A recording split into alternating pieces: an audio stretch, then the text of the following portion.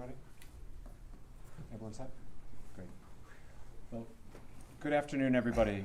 Again, I'm Providence Mayor Brett Smiley. In a few moments, we will hear from Rhode Island Governor Dan McKee, Providence Police Chief Colonel Oscar Perez, and then Ted Dock, Special Agent in Charge from the FBI. I'm going to start with a brief update and then just to let folks know about the work that we continue to do to reassure residents in Providence that they're safe in their community, and we are grateful for all of the assistance that we have continued to receive.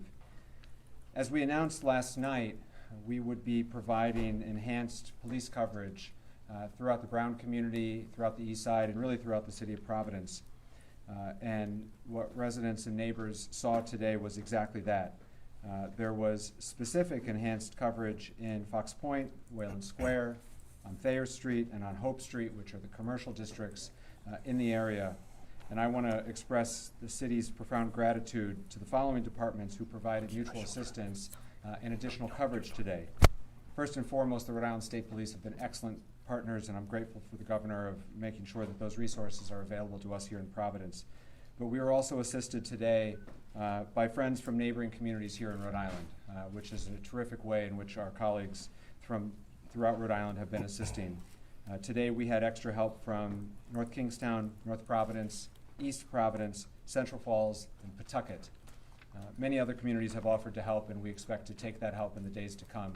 But through that mutual assistance of our neighboring communities, we were able to provide that additional coverage. Secondly, we were able to provide coverage to our schools today. We did have school here in Providence. I'm glad we had school today in Providence. We'll have school tomorrow in Providence.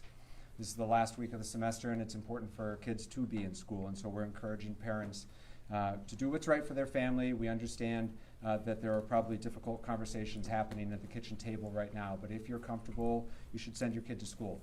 Providence Public Schools are open, and we have police coverage at drop-off and pickup times to provide that extra sense of safety and security for our families. I spent the morning out at our schools too in the neighborhood to be there for our parents, and they certainly were glad to see an officer helping out. And so, as we've said many times, but it's important to continue to say we're so grateful for the tireless effort of law enforcement, not just to assist with the investigation, but to help all of us feel safe in our home. At this time, I'm going to turn the mic over to our governor, Governor Dan McKee. Thanks, Mayor. And just like all of us, we want to see the individual that pulled the trigger on these young kids identified, apprehended, and brought to justice. I can tell you from the state level, we're continuing to coordinate our state police and instructed the colonel to make sure that all the resources that are available are being employed through the direction of the mayor, but that partnership is incredibly important. I also know that the schools are not only being impacted on the higher education in Providence and also the K through 12, but I also have heard and have been in contact with our Commissioner of Higher Education, Shannon Gilkey, along with our Commissioner of K through 12, Angelica Infante Green, to make sure that we are reassessing all safety issues in all our schools in the state of Rhode Island, and more to come on that. The issues that have to do with mental health, coordinating around the state through our higher ed and through our K through 12. I've assigned Director Rick Leclerc to make sure that they're coordinating all of the social services, all the mental health help that's out there, so that we can kind of also deliver that on a statewide basis. I was at Family Services Rhode Island today on Hope Street, and just seeing what they're doing, and it's being duplicated all around the state of Rhode Island. So I think it's important that we do everything we can out of the governor's office to support what's happening at Brown, the community of Brown, Providence, but also knowing that this is impacting on a statewide basis. So we're deploying that efforts to make that that make the effort to let people know that we want to do everything we can so they can be safe and feel safe. And then finally, we want to make sure that all Rhode Islanders know that everything that is physically possible is being done, and partnering in with our federal, the FBI, our state law enforcement, and also the local law enforcement to bring an individual and identify and bring that person to justice. We also have been involved in communicating with the League of Cities and Towns today, through Randy Rossi. They've sent out a message to deploy their vehicles, their police vehicles, at the beginning of school day, at the end of the school day, all around the state of Rhode Island to, again, show that we're serious about having people and the families feel safe, and that everything that's being done to make sure that that happens on a statewide basis, because this has become a statewide issue that is being impacted families and people throughout the state of Rhode Island. Mayor? Now we'll hear from Colonel Oscar Perez. Thank you, Mayor, and thank you all for being here again. Here we are once again to provide you some of the highlights and the progress that the Providence Police Department, along with several agencies, have gotten together and stepped up to come up to this. I want to remind you that this is a very active investigation, very complex investigation, and it's the dedicated work of the men and women of the Providence Police Department, the Detective Division, the Community Response Team, the Special Response Team. It's all hands on deck. And on top of it all, you have the state police who's assisting us, and every other federal partner that has been in this building for several hours. And I want to commend and applaud them for the work that they have done. And that includes the FBI, HSI, ATF, the IRS, the marshals, and several other agencies, analysts that are here. So it's pretty active, because we want to make sure, as the governor stated, as the mayor stated, to make sure that we identify this individual and bring him to justice. Our work that initiated today and continues to initiate for a while, since it started, we're at the 49th hour, and there's no one that wants to put this individual in handcuffs than us. So this has brought us to a new lead, which I momentarily will probably will be able to provide you with. That's going to include video of this individual, as well as photos of this individual. We're asking the public for assistance to be able to identify this individual. The photos I will be able to show you are coming from the area of Hope Street near Benevolent and Manning. And those photos and those videos were retrieved around 2 p.m. on Saturday the 13th. And we believe that that's the same individual that we showed you from the previous video that we released. The public is encouraged to use the tip line, which is pretty active. We have a tip line which is staffed with officers from the Providence Police, as well as analysts, and they're taking calls as we speak. And we want the public to use that information that they have that may be beneficial to this investigation.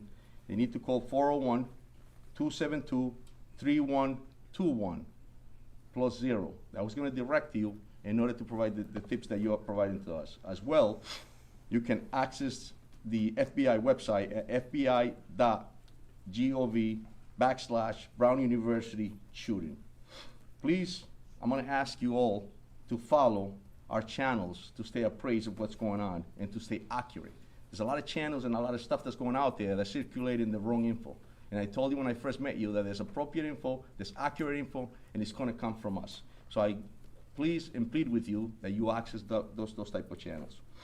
Again, we're asking for the public assistance in identifying this individual that we're about to show you, and we'll release this video on Twitter, on our Twitter account momentarily. I'm going to turn to the video behind us. I'll be able to show you in 2 seconds.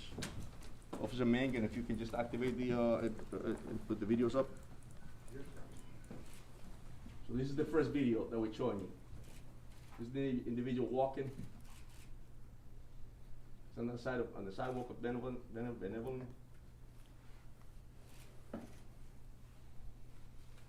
And this is prior to the incident.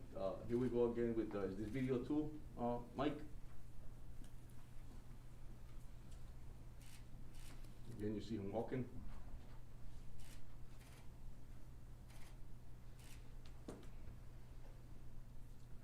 Go on to the third video.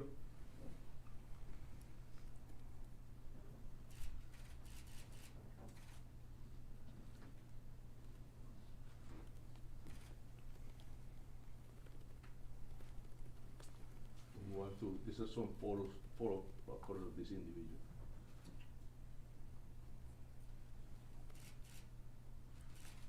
And they will all be time-stamped.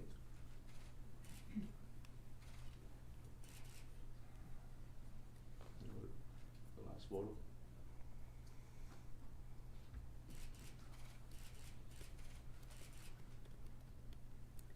Thank you. So we'll be providing this as well, and I ask you all to please make sure you put them up, and then anybody in the public that has any info about this individual, we ask that you call our tip line, and we'll also have the numbers in the website listed. Mayor? Thank you, Colonel. The last speaker today will be Special Agent in Charge from the FBI, Ted Dux. So, thank you, Mayor, and good evening, everyone. My name is Ted Dux. I'm the Special Agent in Charge of FBI Boston. We know there's a lot of public concern about the horrific mass shooting at Brown University on Saturday, and rightfully so. I can assure you that law enforcement team standing before you today has been working around the clock, 24/7, to ensure justice is fully served. While we mourn the devastating loss of the victims and those who were critically injured, the FBI and its partners are dedicated to honoring their memory through a meticulous investigation. Tonight, as Colonel Perez stated, we are renewing our call for the public's assistance in seeking any and all information about the shooter. No amount of information is too small or irrelevant. We are also here to announce the FBI is now offering a reward of $50,000 for information that can lead to the identification, the arrest, and the conviction of the individual responsible, who we believe to be armed and dangerous. We're asking everyone in Rhode Island and beyond to review the new images of the suspect, share them on social media, and come forward if you have any information. You can contact the FBI at 1-800-CALL-FBI or the tips provided by the police department at 401-272-3121, or you can also provide tips electronically and submit it to tips.fbi.gov. We're also doubling down on our efforts to obtain images and video of the shooter. Those can be submitted online at fbi.gov/Brown University shooting. Our agents and analysts are fully embedded with our law enforcement partners, including Providence and Rhode Island State Police. We are tracking down leads, canvassing neighborhoods, and developing intelligence. And right now, our evidence response teams remain on campus processing the scene. And folks from our lab from Quantico are documenting the trajectories of the bullets to reconstruct the scene. It's painstaking work, and we are asking the public to be patient as we continue to run down every lead so we can get victims, survivors, and their families, and all of you the answers you deserve. Thank you. Mayor, can you tell our chief officer to say a statement in Spanish, please, for Spanish media? Thank Yes. Gracias, sí, verdaderamente estamos acá esta noche para demostrarles los highlights del progreso que hemos hecho en el departamento, y quiero identificar que es una colaboración del Departamento de la Policía de Providence, el personal de este departamento, también incluye las policías del estado, obviamente los federales partners de nosotros, como el FBI, el HSI, el ATF, el IRS y también la oficina de los marshals también están incluidos.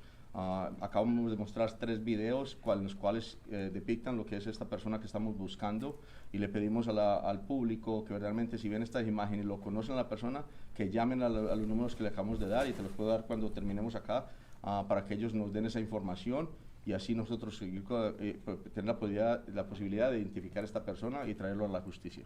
Colonel, Mayor, Colonel, can can you- you- Dan, go ahead. Hi, Mayor Dan Janey from NBC 10. I just want to ask a question. These videos and images were actually very good that you just showed. They were from the day before, and I'm just wondering why didn't we release these a little bit earlier? Did you just get them today? And can you explain it? Because that's going to be a question from viewers. Of course, and that's a great question, Dan, and I'll tell you that it takes time. I've mentioned it before that investigations are very complex. And when you're doing canvassing areas or when you're developing evidence, sometimes you get directed to another direction, and then that's what makes you go back to certain areas and continue to investigate here we are at the 49th hour, but I gotta commend the dedication and professionalism of all of us that I mentioned earlier, because it's that passion to bring someone to justice that led us to get this info that we got today to be able to provide to you. Colonel, are you still are you still leading the investigation? 1 second. Sorry. With these images and videos, are you all going to distribute them so the media can distribute them? 100. And then, you are. So, And then, yes. Mr. Attorney General, yesterday you made it clear, we didn't have an image of this person's face. Now these images show we do have this person's face. Is this going to be key in solving this case, which you seem very dedicated in doing? Yeah, look, I think, as I've said multiple times today, that these investigations are like threads that you pull on a garment, and some of them you pull and the garment doesn't open up, and other ones you pull and the garment comes undone. I think when you go out and get a better image of the person's face, that can only help the public, help us identify this person and confirm that they're the right person when that time comes. You know, the prosecutors today have been working with the law enforcement agents and police officers to advance this investigation, and I would describe today's work as making steady progress to identifying the person that we saw in the video that was released yesterday, and the sooner we can identify that person, the sooner we can, I think, blow this case open. But that's work that has to happen in the next 24 to 36 hours. Mayor, I don't like you to believe that there was no further threat to the community today. You mentioned yesterday that there was no additional evidence. Can you just expand upon that to? Yeah, it's the same as yesterday, which is ever since 4:05 on Saturday, which was when the first call came into Brown.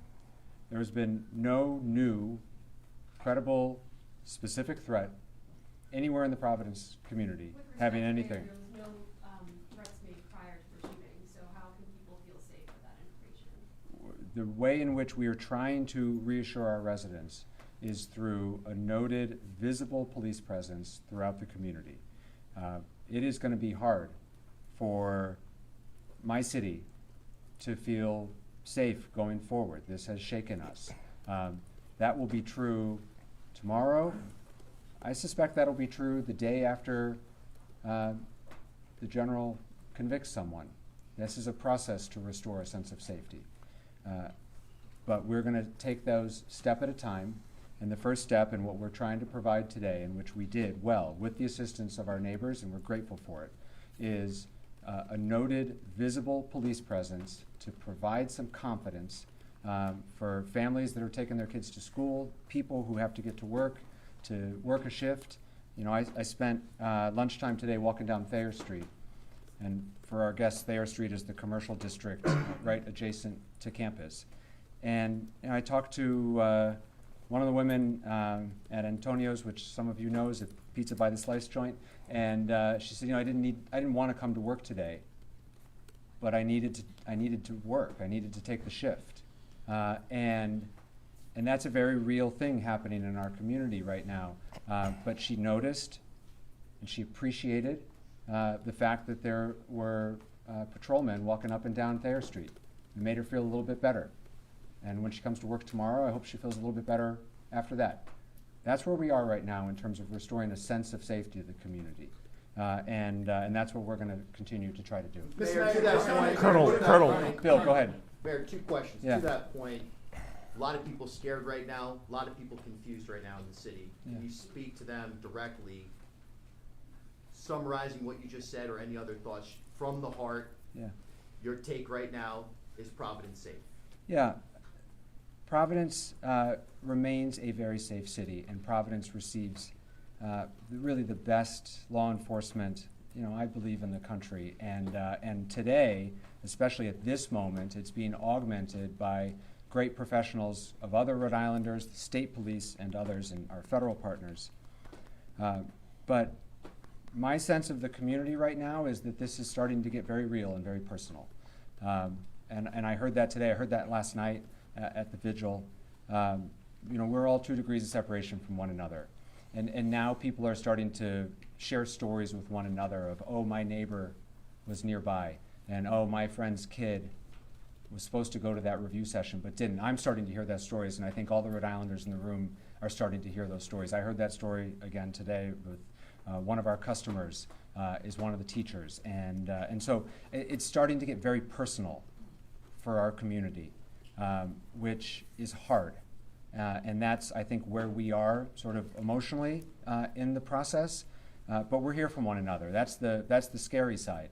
The upside is that this is a tight-knit community that looks out for one another. The governor was there. All the officials who were up here with me tonight were with us at Lippert Park last night. It was 10 degrees. It was loosely organized, and yet hundreds of people came out because they wanted to be with one another. They were hugging their neighbors, they were crying, and they were offering each other support. So this community will heal from this. We will move forward, but that doesn't make light of, and I'm certainly not making light of, the fear and anxiety that persists. But the only way we're going to move forward through it is one step at a time, and today's one of those steps. Colonel, can I ask a question? Colonel, can I ask you a question? Go ahead. Go ahead. Colonel, Yeah. do you have any idea what kind of firearm was used in this shooting? And do you know how many rounds were fired? Do you have any details of that nature? It was several rounds, and it was a small caliber, actually 9mm firearm was used. And it was several rounds into it, and obviously, as we all know, the casualties and the injured people, it's just terrible, so yes. Colonel, can you add 2 questions? Yes. Who's the lead investigator on this now? And secondly, what do you believe that a person of interest was doing in that video and those pictures that you obtained? Yeah, so the first question, the lead is, obviously we're taking the lead, but Okay. we couldn't do this job without the assistance, as I mentioned, and collaboration of all the different agencies and municipalities. Okay. This is a team effort. This is important to us. As the mayor stated, it has shocked the city, and a lot of people are concerned. So this is an effort to put handcuffs on somebody, and it takes a whole team to do that. Hold on. My second question is, what do you think he was doing? Was he staking out the area? Because this was the day before the shootings, correct? Correct. And so What do you think he was doing? That's it. Was that hours before or days before? So it was a few hours before, and I'll tell you that at this point, that's all we have. So it was a few hours before what he was doing. We'll be able to find out further once we come to investigate. Sorry, is that right? With Go ahead, John. Go respect ahead, John. John DePietro, Road Patrol Life.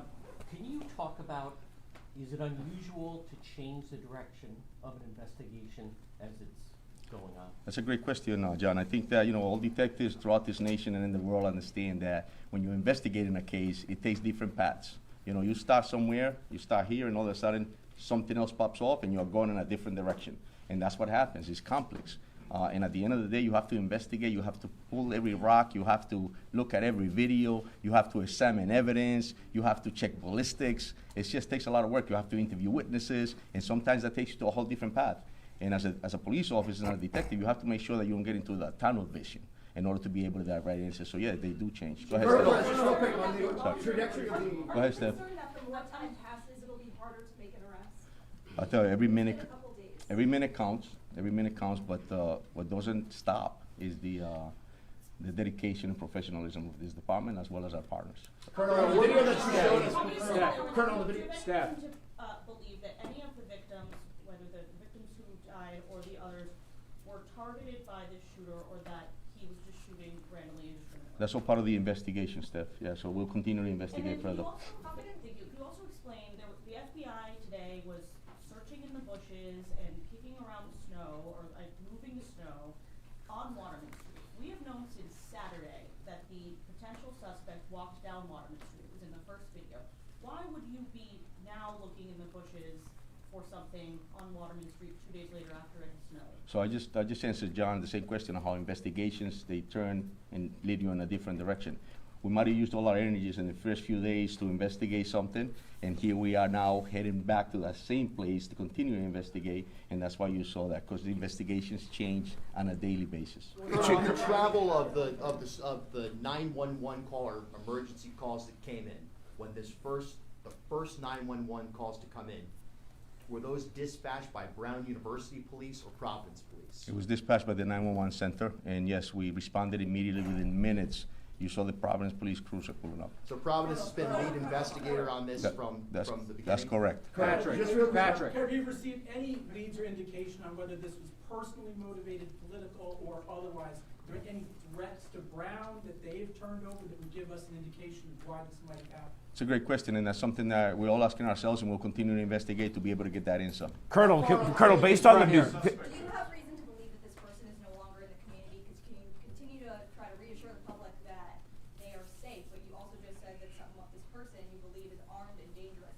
both be true?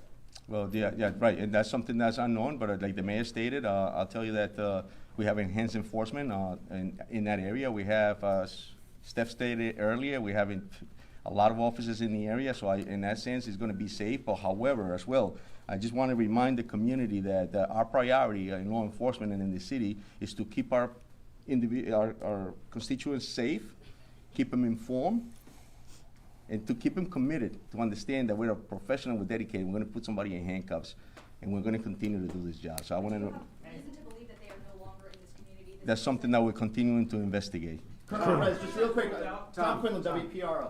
On the trajectory of where this guy went from the videos that you saw, where is the last place that you would, you have clear video of seeing him? Is it like, are you still getting video from houses in that area? And, you know, Colonel Weaver, just real quick, in terms of the state's response, how much enforced patrol, we know about the enforced patrol in Providence, but are you putting throughout the state to keep the highways, you know, keep an eye on the highways?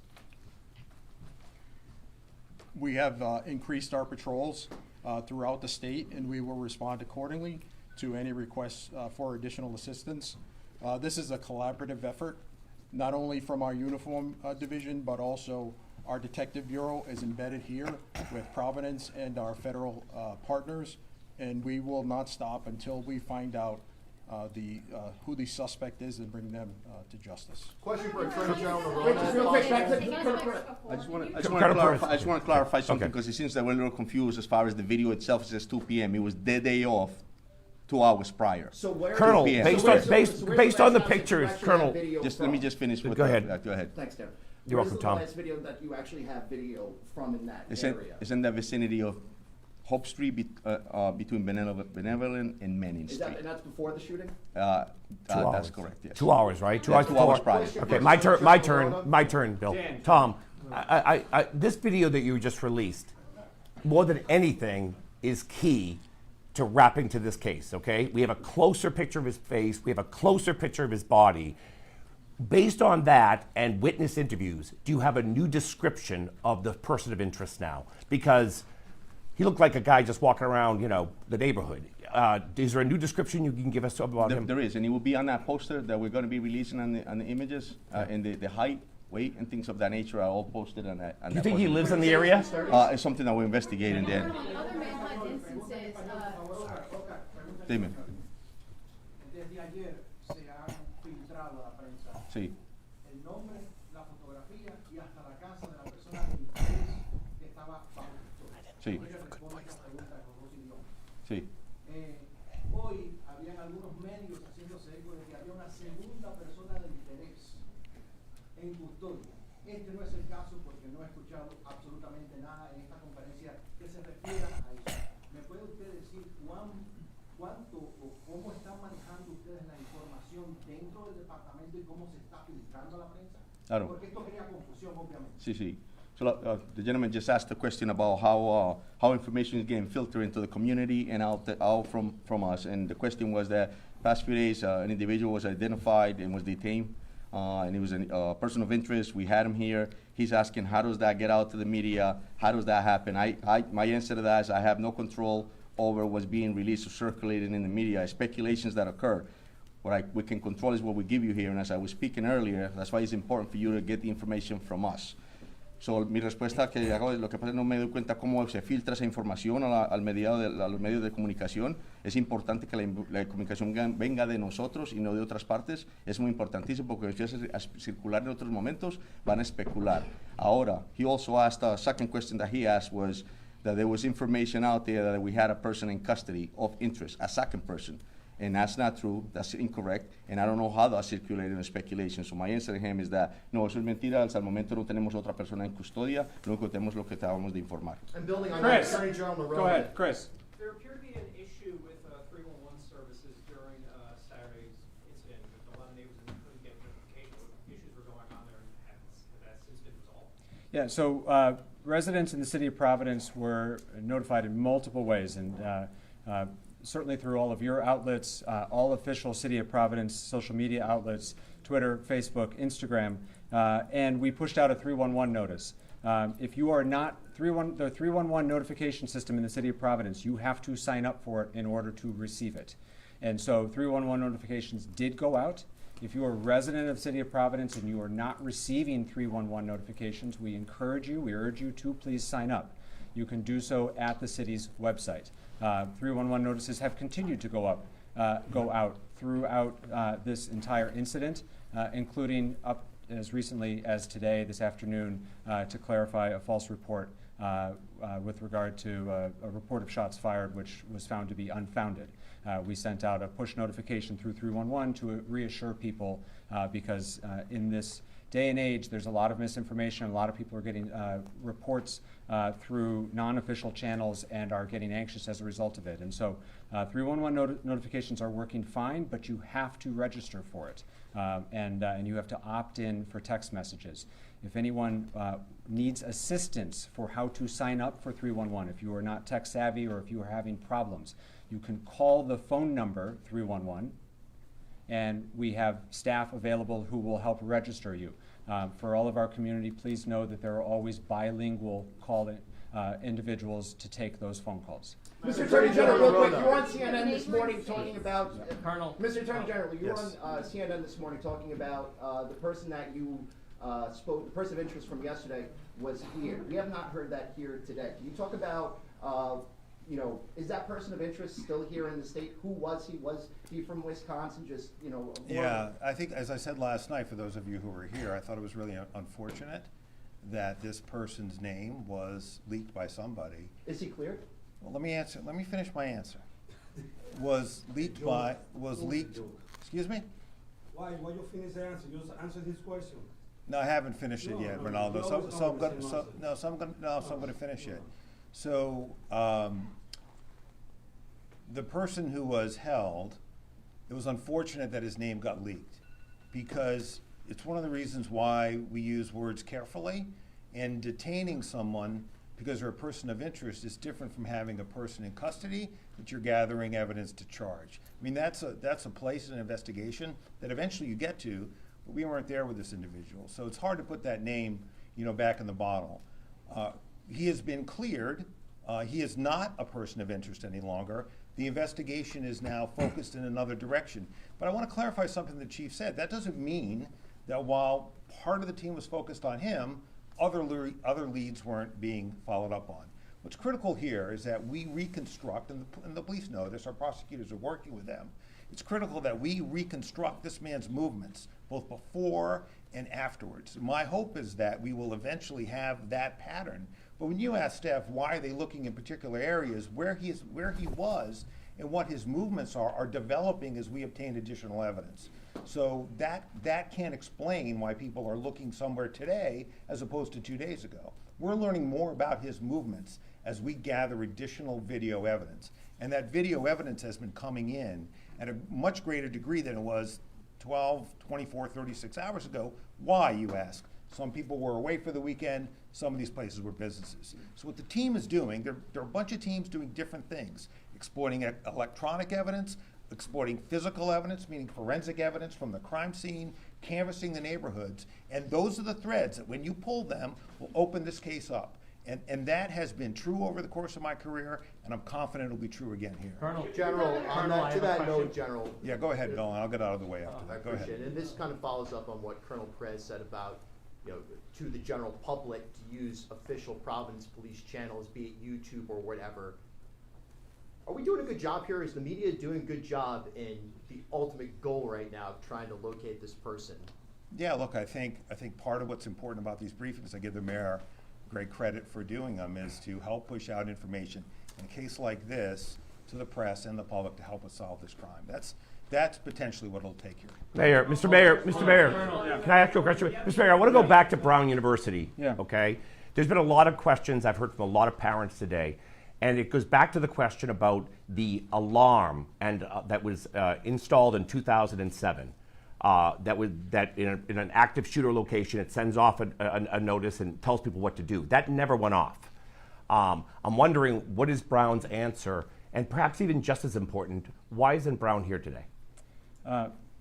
as for the decision to activate the Brown alarm, that's a question for Brown. I believe it was asked of the chief of the Brown Police Department the other day. He didn't answer it. You'd have to follow up with him. Okay. This is not a decision that the City of Providence or any of the other law enforcement partners that you see behind me can trigger that alarm. I don't know the answer to that. We continue to work very closely with Brown, and it is no lack of support, or there's nothing to read into the fact that they're not here today. We have meaningful. We felt like there was meaningful updates to make with respect to the investigation, the video and photos that we shared today. Brown is not a part of those updates, and so we have all of the relevant agencies who are working on this and where we are in this investigation today, and that's why who you see here is here. Right. Go ahead. Concerns about why Brown didn't have those sirens go off and you had those conversations with them? Again, Brown has to answer that question, but it is clear that, and the Colonel mentioned this, and we've talked about it a couple times over the last 2 days, the police response to the initial call was swift, timely. We don't believe there was any, it could not have happened any faster than it did.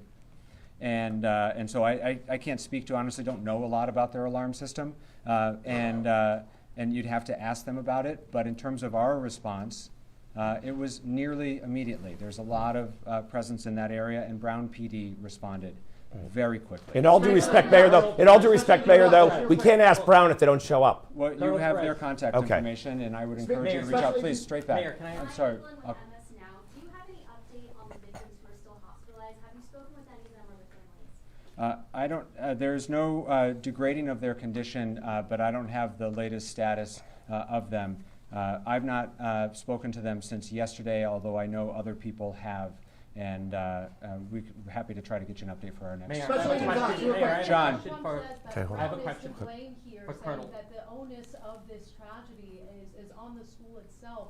Do you think that's a fair criticism? Do you disagree with what the president is saying in response to the shooting, sir? Who's the question for? I'm sorry. For Governor McKee. Repeat the question, please. President Donald Trump has said that Brown University is to blame for this shooting and saying it's the school's problem. Is that a fair criticism, or do you disagree with what the president I don't said? think it's a fair criticism. Colonel. Can you expand on that, sir? Why not? Because Brown University is not collaborating with you guys. You're lying to the press over here. They have facial recognition. We know that because they follow the student, they follow everybody in the neighborhood. We've been in Facial conversations. recognition, they need to release that data to everybody know who the guy in the video. We got the video Saturday. Governor. Why you guys release the video today? I think I answered the question. All right, guys. Listen, Colonel, I have just a question. John, please, just for a second.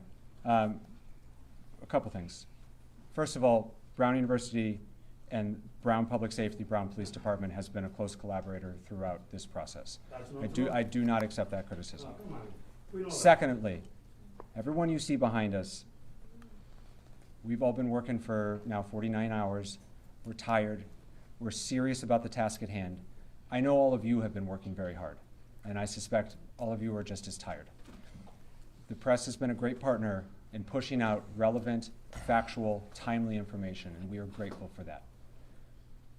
This crowd has grown a little bit over the last 48 hours, and I know that people are weary, and so I'm asking, please, for a little bit of patience and grace, and we have been fully transparent. We continue to answer your questions. We will continue to do so.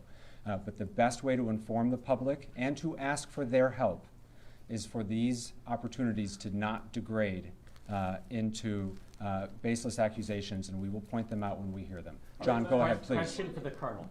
Colonel, we learned, you revealed that the shooter used a 9mm. Now, there's a report the shooter yelled something right before his shot came in. Could you tell us what that was? Yes, part of the investigation, Johnny moved, yeah. Now, the only reason, hold on, the only reason I asked that, though, is, for instance, like with the Unabomber, his brother recognized the writing. So it's possible a friend or family member might recognize if the person said something that was significant.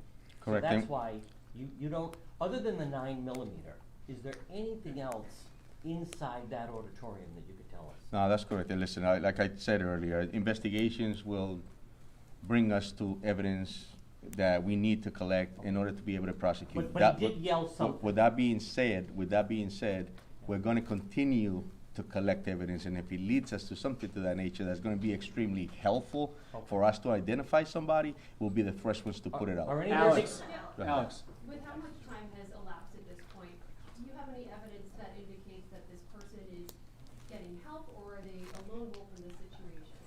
Yeah, so we'll continue, those are great questions, Alex, and I think that's something for us to continue to investigate. This is active and it's complex, and so that, we may have an answer to that if they by themselves, but that's not something that we have ruled out. And we won't do that, so. To the left here, please. Are you looking for both a living or a potentially deceased person of interest? We don't rule anything out. Like I told you earlier, this is a complex situation, it's fluid, but we'll continue to do our job in order to be able to get those answers. Colonel, to follow up on John's question, did somebody actually yell? You were describing the suspect, the person you look for, as someone in his 30s, and then you say 20s. From what you've seen, the picture that you've seen, can you now, through FBI profiling that's been done, give us a better age and whether or not he has any connection at this point, 49 hours later, to that classroom, that lecture hall, and to the Brown University campus? Can you say that lecture hall was targeted? Because he didn't, we saw the video of him going around the neighborhood that you just showed us, but he didn't go anywhere else into that campus. So can you say that that classroom was targeted? I'll tell you that, what I can tell you is that this individual definitely targeted the Brown University, because clearly that we're here speaking about that. And I can also tell you that obviously it's something that we're looking into as far as if there's anything else that he was targeting, but it's all open. Was there another question to that part? I asked you about approximate age, because Yeah. this is the first time we're seeing his face, and just like with the marathon Yes. bombers, when the authorities finally put those pictures out, Yes. within hours, Yes. those people came up. So now that for the first time the nation is seeing this image, Correct. frontal image of this suspect, Yes. what are you able to, and the SAC from Boston Yes. especially, what are you able to now determine? And we have that, and they have been extremely helpful, and we're going to be able to provide that to you so that you can put it on your own websites. Colonel, can I just? Dan's got the last question, and then we're going to wrap it up. All right, I want to ask two questions, and if I could, Mayor, to follow up on John's question, did the suspect yell, like has been reported, and there's been some erroneous reporting, but did he yell when he came into the classroom? And how valuable have witness statements been from those who survived? Listen, my heart goes out to the victims, it goes out to the families, and I'll tell you that their cooperation has been extremely helpful. And with that being said, we'll continue, and I'm gonna respect the fact that, and I hope that they get better, and my heart and soul goes out to them, so. Did he yell though? Did he So say that's something? That's something that we're investigating, we took statements, and we have to confirm that. Audio from the scene, So- any cell phones, there are a lot of cell phones there. Are there any Question audio? for somebody. We're gonna wrap it up here. For your planning purposes, we will continue to brief in this location until we say otherwise. We also, unless there's a significant update, we don't expect to brief further today and expect to do this again tomorrow. Obviously, it's subject to change. Please make sure you're on the press list. If you're not, you can see Josh. That's how notice will be made. But for your planning purposes, that's our expectation. Thank you all very much.